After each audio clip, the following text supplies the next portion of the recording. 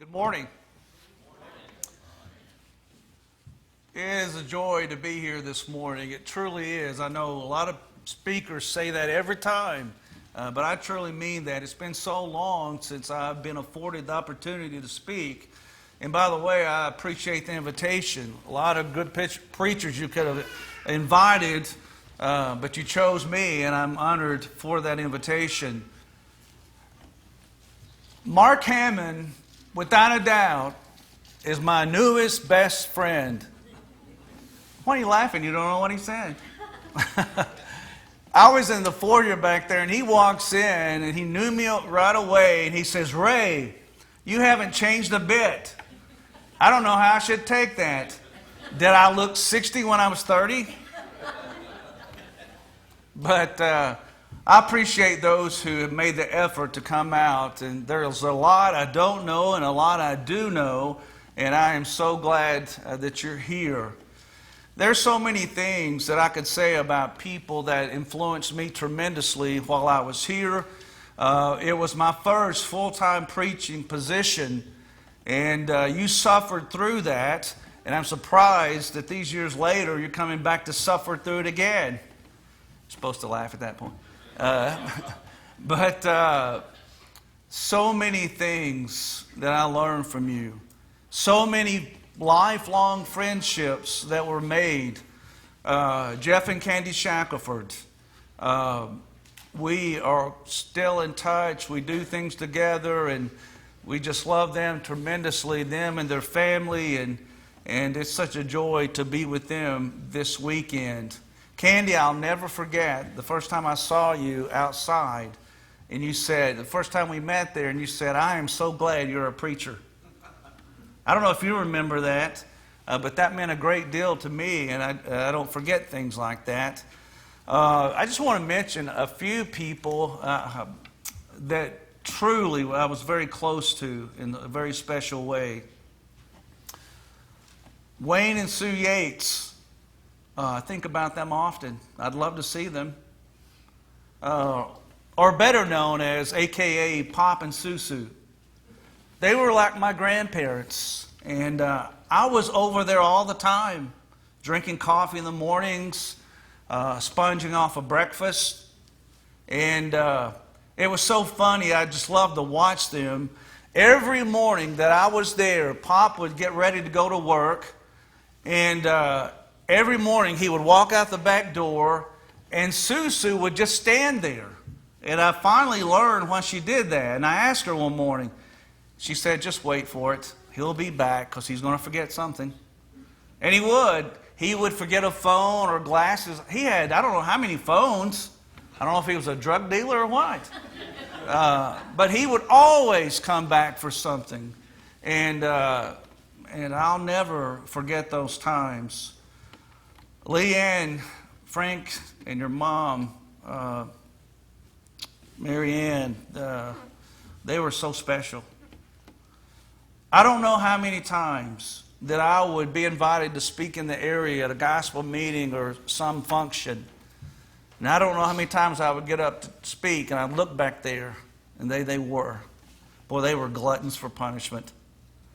But I love them dearly. Other things I remember Shane Fawcett on one occasion. I was at home, and I hear a knock on the door, and I go to the door, and he's standing there at the carport. He looks up at me, and he says, "Ray, I'm ready." Oh, okay. He was ready to be baptized. I have been blessed to baptize several, to officiate weddings. And by the way, it's Kenny and Leanne's wedding anniversary. I thought that was appropriate. Make sure you wish them happy anniversary. And Dave, it was good to see you and your family. How many kids do you have? 15? That's amazing to remember Dave as this younger guy, and now he has this huge family. It's a blessing to see him as well. And Eddie, to this day, when I hear something about Memphis Tigers, you know who I think about? Yeah, you. I said Eddie Bishop. He's a true Memphis fan. And they beat Florida State. Did you watch that? I thought you would. I said, Eddie's watching, enjoyed every bit of this. I could go on and on. So many wonderful people that forever changed their lives. And as already stated, Sherry and I were here. This was my first full time, as I already said, and we were here from like 95 to 98. And of course, little Maddie, our oldest, was here, just a little girl, and I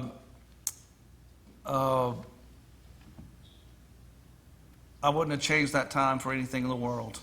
It meant a great deal to us. Sometimes friends can be even closer than family. We read in Proverbs chapter 18 at verse 24.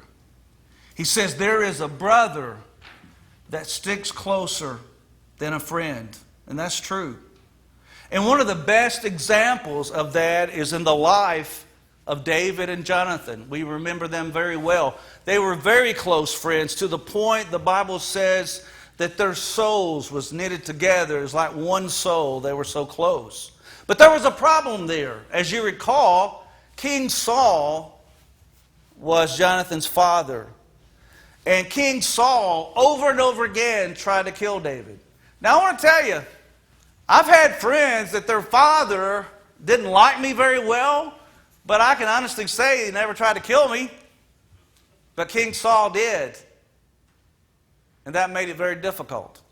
And on one occasion, in 1 Samuel chapter 20, it's here that David says, I can't do this anymore. I know that King Saul is going to kill me. There was a planned gathering at the feast of the new moon at King Saul's place with family and friends, and David was expected to be there. But David tells Jonathan, I can't be there because your dad's going to kill me. Jonathan says, no, he tells me everything, and he never told me that. He said, okay, I want you to wait here in the field, and if everything's okay to come there, then I will fire my arrow, and it'll be in front of you. But if it's not safe, I'll shoot it behind you. Well, it wasn't safe. Or rather, before Jonathan left, he says in verse 18, he says, I will miss you, for your seat will be empty. I will miss you because your seat will be empty.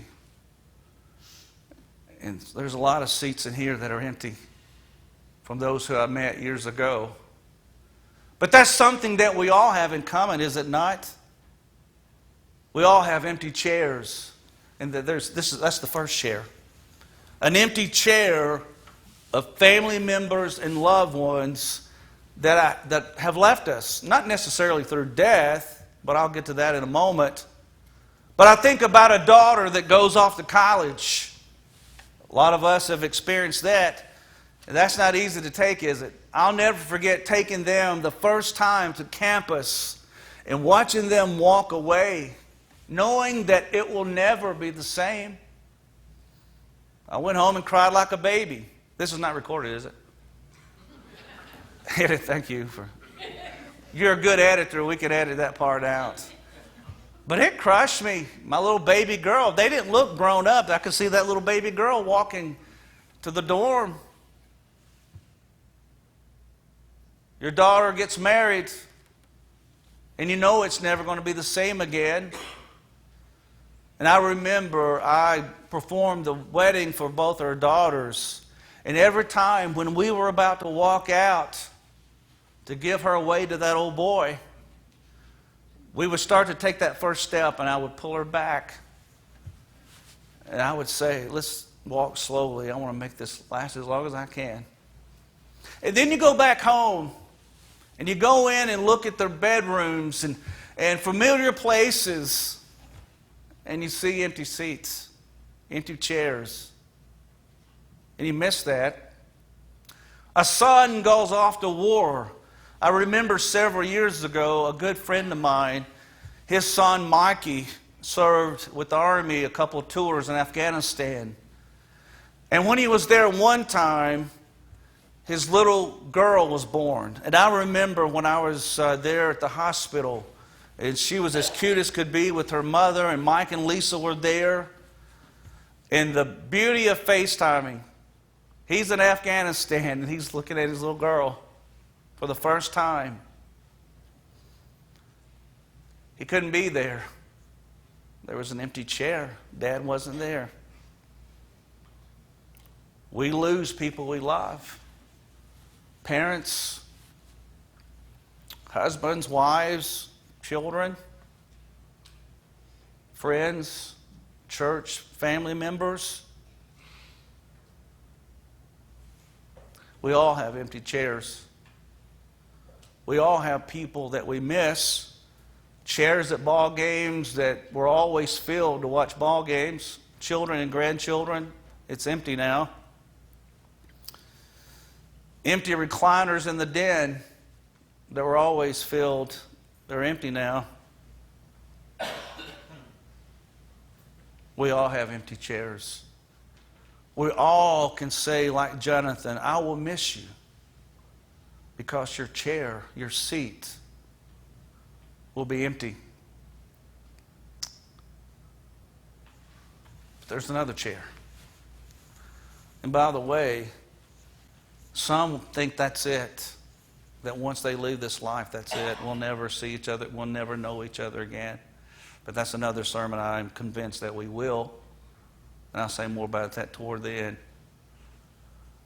But thanks be to God. Because of my relationship with Jesus Christ and His victory over the grave, therefore we have victory over the grave and we will live again. So we have a loved one, a friend, a child, a husband, a wife, a parent that's no longer in this chair. But thanks be to God, there's another chair. And I can see those who have left us that we love dearly have ascended to be with God, are in a perfect place, but we still miss them.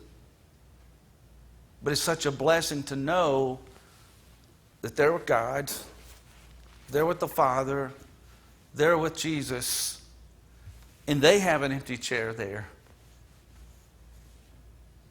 that's waiting for me, that's waiting for you. And that makes all the difference in the world. That makes all the difference in the world. The same David that I mentioned a few moments ago that was a dear friend of Jonathan. You remember the story very well. Because of David's transgressions against God, God said to David, I will spare your life. But it's going to cost you your son. You're going to lose your little boy. And you remember as David and his servants were gathered around his dying son, he finally dies. And David gets up. He washes himself and he gets something to eat. And the servants didn't understand that. And David said, it's simple. Though I want to, more than anything in the world, I want to bring him back.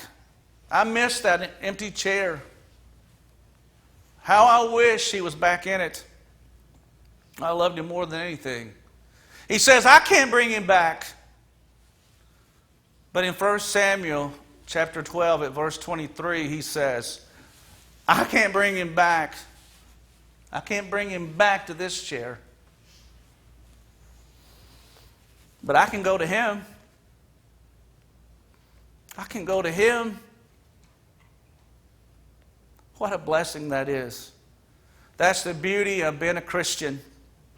That's the beauty of being redeemed and saved. That glorious hope, that one hope that the Bible talks about. Paul writes in 1 Thessalonians chapter 4, verse 17, as he talks to the church at Thessalonica about life after death and what happens and various questions about that situation. And he says, brothers and sisters, I don't want you to be uninformed about those who are asleep, about those who have died. For we do not grieve as those who have no hope. The greatest hope in the world is to know that when we die, and we will, that we can be here. That we can be here because of what Jesus did on the cross and the resurrection from the grave. Satan can take our health. He can even take our lives. But he cannot take our salvation. He cannot take our hope. He cannot take away our seat in heaven.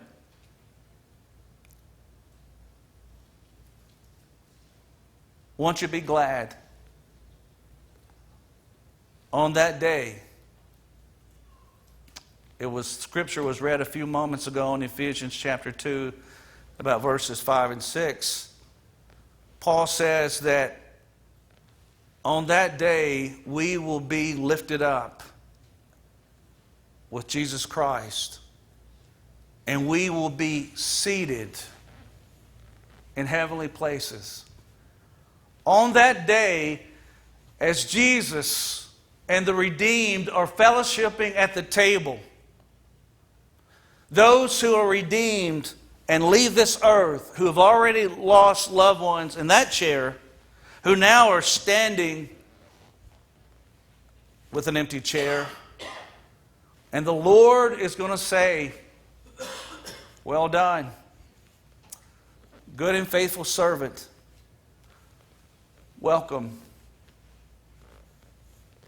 I've saved you a chair. I've saved you a chair. And then you sit down and you look at the table and the fellowship. There's Susu and Pop. There's Frank and Marianne. There's your family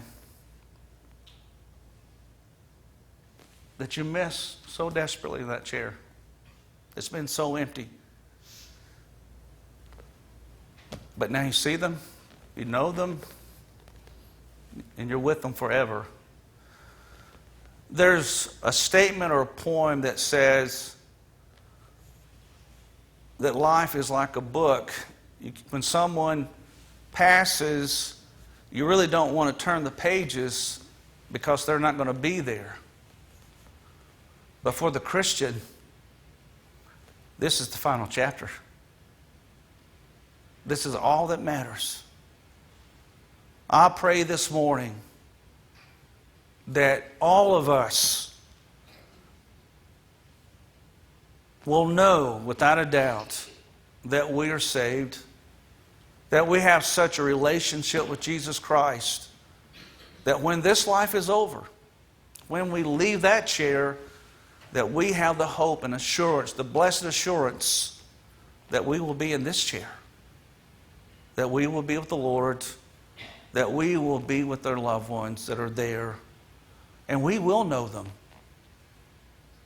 We will know them.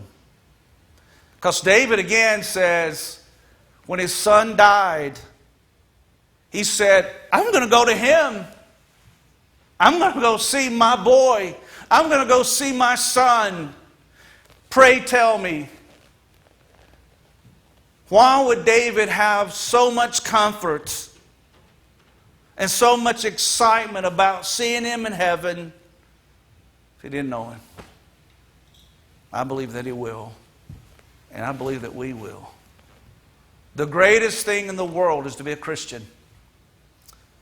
To know that no matter what happens in this life, no matter we leave that chair, we have hope through Jesus Christ, the Son of God.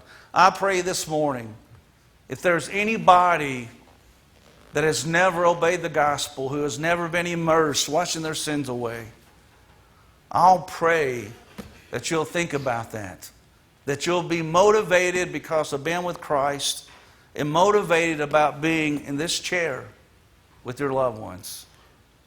We're here to help and not to judge. But I want you to think about that as we stand and sing. There's a fire.